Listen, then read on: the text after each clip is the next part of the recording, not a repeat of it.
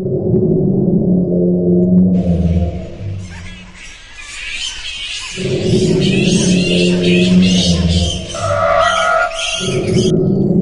Vampire। मैं जिस कहानी की शुरुआत कर रहा हूं वो एक धवलपुर गांव की है। इस गांव में बहुत ही सुख समृद्धि थी, लेकिन कुछ महीनों से इस गांव में कुछ अजीब हो रहा था। दिन में तो सब ठीक रहता, बच्चे खेलते कूदते थे, लेकिन शाम होते ही सब लोग अपने अपने घर में चले जाते हैं और अपने घर के दरवाजे खिड़कियां बंद कर लेते हैं। एक दिन गांव में शहर से एक लड़का आता है। गांव में आते ही उसे एक बूढ़ा व्यक्ति दिखाई देता है। अरे रामू काका, आप कैसे हैं हो? आपने मुझे पहचाना? मैं राहुल। अरे राहुल बेटा, इतने सालों बाद अपने गांव की याद आई। और बताओ तुम कैसे हो? काका, मैं तो अच्छा हूँ। मैं एक कंपनी में काम करता हूँ। मेरी कंपनी में एक प्रोजेक्ट पर काम कर रहा हूँ, जिसमें मुझे किसी भी गांव का निरीक्षण करना है।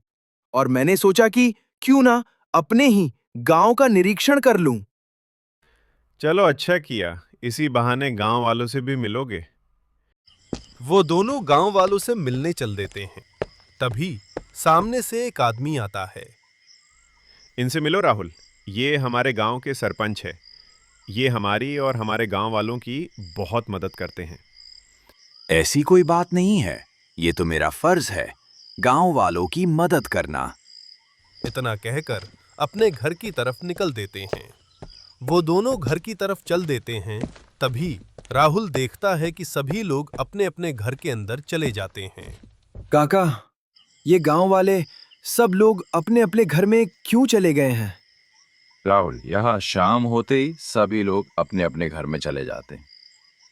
लेकिन काका, क्यों शाम होते ही सब लोग अपने अपने घर में चले जाते हैं? आखिर क्या राज है?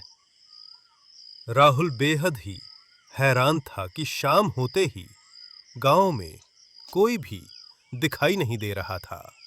यह बात काका से पूछता है। बेटा राहुल, ये कुछ महीनों की बात है। हमारा गांव बहुत ही खुश था, लेकिन अचानक से शाम होते ही एक एक करके गांव के बच्चे गायब होने लगे।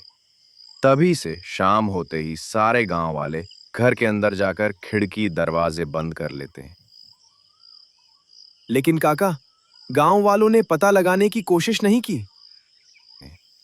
बेटा, जब से बच्चे गायब हो रहे हैं, इसी के एक दिन पहले गांव की कुलदेवी की मूर्ति चोरी हो जाने के कारण गांव वालों को लगता है कि देवी का शराप गांव पर लग गया है। इसी के वजह से कोई शाम होने के बाद बाहर नहीं निकलता है। लेकिन राहुल का मन नहीं मानता है। वो दोनों घर की तरफ चल देते हैं। उस समय वह दोनों सोने चले जाते हैं।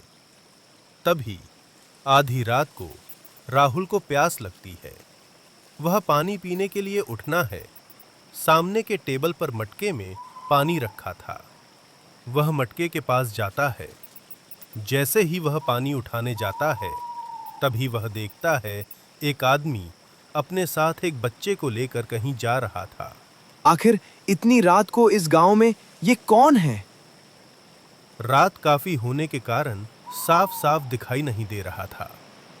राहुल घर से बाहर निकलता है, उस आदमी के पीछे पीछे चल देता है। तभी थोड़ी दूर जाने के बाद वह आदमी जंगल के रास्ते मुड़ जाता है। आखिर इतनी रात को ये जंगल की ओर क्यों जा रहा है? राहुल यह देखकर हैरान हो जाता है। तभी वह व्यक्ति अचानक धुंध में गायब हो जाता है। अभी तो यही था, अचानक गायब कैसे हो गया? उसके मन में कई सवाल थे, लेकिन किसी का भी जवाब नहीं। आखिर वो व्यक्ति कौन था और वो जंगल के अंदर क्यों गया? यही सोचते सोचते वो घर की तरफ निकलता है। घर पहुंचते ही वो आराम से जाकर सो जाता है, लेकिन उसके सामने वही दृश्य आ रहा था। सुबह होती है, राहुल उठता है। क्या हुआ काका? ये रोने की आवाज कहाँ से आ रही है? बेटा, आज फिर एक बच्चा गायब हो गया।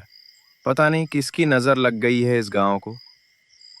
तभी राहुल को रात की बात याद आती है। वो सोचता है, ये बात काका से कहनी चाहिए या नहीं। अगर बताऊंगा तो गुस्सा करने लगेंगे कि इतनी रात को तुम अकेले बाहर क्यों गए थे। इसलिए राहुल काका को कुछ नहीं बताता है। काका, आखिर शाम को ही बच्चे क्यों गायब होते हैं? लोग कहते हैं कि जब मूर्ति चोरी हुई थी तब वो शाम को ही हुई थी। इसी वजह से शाम को जो भी बच्चे बाहर निकलते हैं वो बच्चा गायब हो जाता है। आखिर बच्चे ही क्यों गायब होते हैं?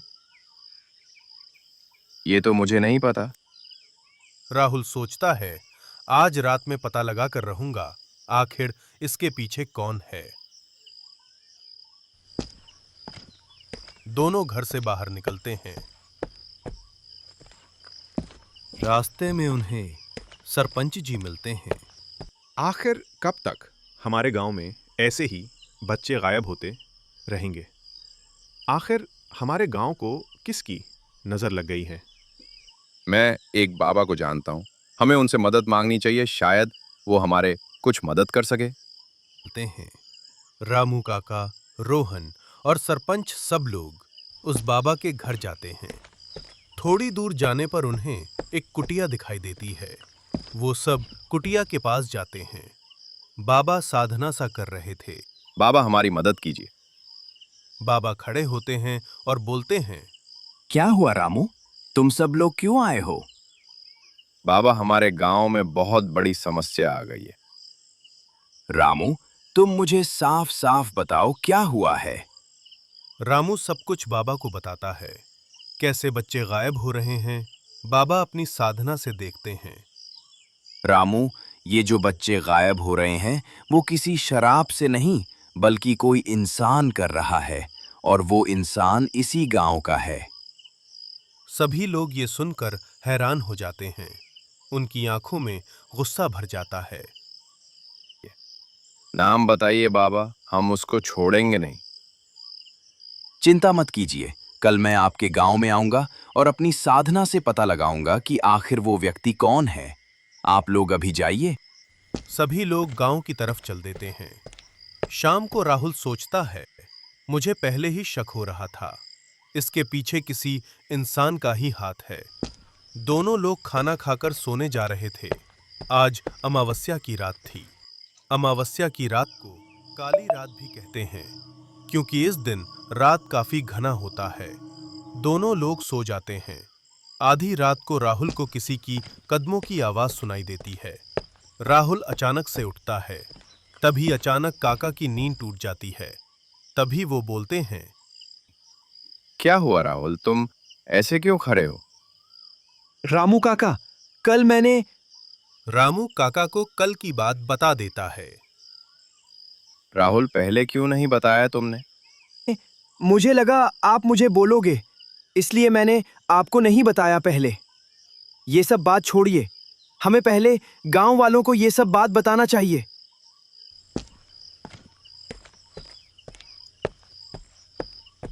राहुल सब गांव वालों को लेकर अपने पीछे पीछे चल देता है।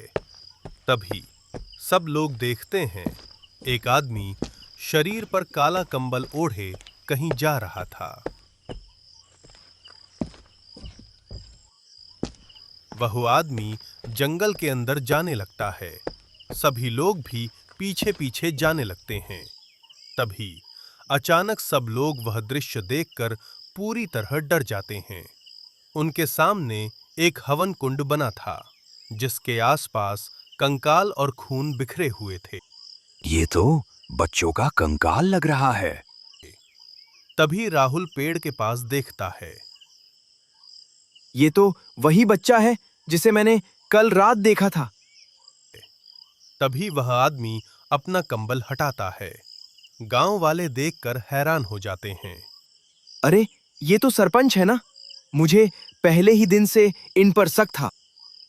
सरपंच जी, क्या आप ही बच्चे चोरी करते थे? हाँ, क्योंकि मेरे पास धन दौलत तो की कमी नहीं है, लेकिन कोई औलाद नहीं है। एक दिन मुझे एक अघोरी ने मुझे सलाह दी, अगर तुम हर अमावस्या के दिन 7 बलि दे दोगे तो तुम्हारी हर इच्छा पूरी होगी। तुम अपने स्वार्थ के लिए बच्चों की जान ले रहे थे। गांव वालों, इस दरिंदे को पकड़ कर चढ़ा दो। सभी लोग सरपंच को आग के हवाले कर देते हैं। उसकी चीज पूरे जंगल में गुज उठती है।